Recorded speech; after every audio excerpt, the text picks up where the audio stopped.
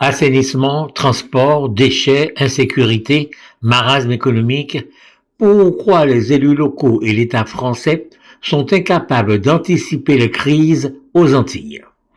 Fin de citation. Tel est le titre du dernier envoi de l'économiste guadeloupéen Jean-Marie Nolle.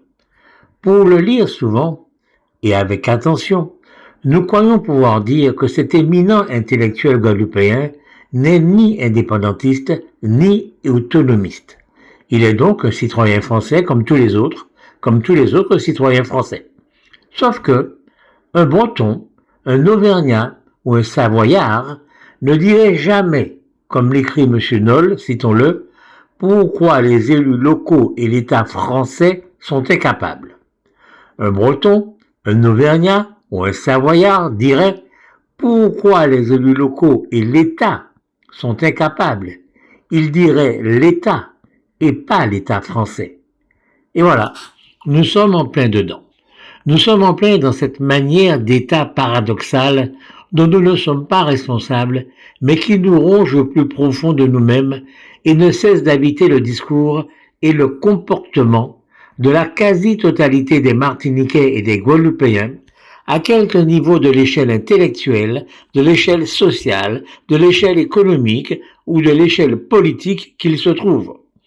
Nous vivons à la fois comme un pays, avec son PIB et sa balance commerciale, voire sa gouvernance, et en même temps comme une région française, avec son préfet et tous les directeurs qui vont avec.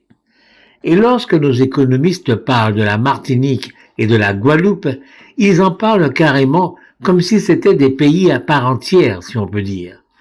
Dans le texte de M. Nolle dont nous parlons, il est, par exemple, question du modèle économique ultramarin.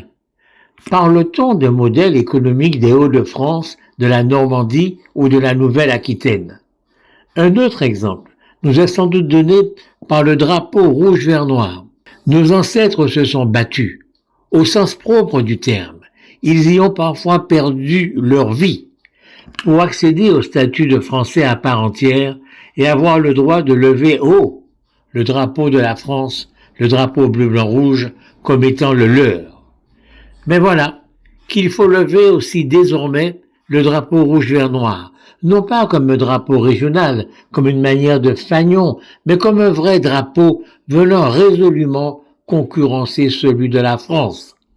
Celui de la France qui n'apparaîtra même pas lorsqu'il faudra célébrer nos victoires, dans les compétitions sportives notamment. Notre ambivalence, notre état paradoxal, on le voit bien, a largement de quoi s'approvisionner, d'autant que nous le cultivons avec soin, alors qu'il provoque en réalité un mal-être, presque une maladie, dont il faut se soigner et guérir, comme de toutes les maladies. En attendant, il n'est pas surprenant que notre parcours soit parsemé d'échecs, comme le constate avec tristesse Jean-Marie Nolle. Des échecs dans la gestion de l'eau et de l'assainissement, du transport et des travaux publics et du bâtiment, et il y en a bien d'autres, comme notre incapacité à retenir ou à faire revenir chez elle notre jeunesse une fois qu'elle a rencontré un autre monde. Mais alors, comment avoir une chance de répondre de façon pertinente à la problématique essentielle que pose M. Jean-Marie Nolle? Écoutons-le. Plus que jamais, la question n'est plus de savoir si les crises étaient prévisibles, mais pourquoi elles n'ont pas été suffisamment prises en compte à temps, et surtout si les leçons seront enfin tirées pour éviter que l'histoire ne se répète encore et toujours à l'occasion de la disruption prévisible du tissu économique de la Guadeloupe et de la Martinique avec l'irruption brutale de l'intelligence artificielle. Fin de citation. Et voilà, nous y voilà, l'intelligence artificielle. Nous y reviendrons si vous le voulez bien.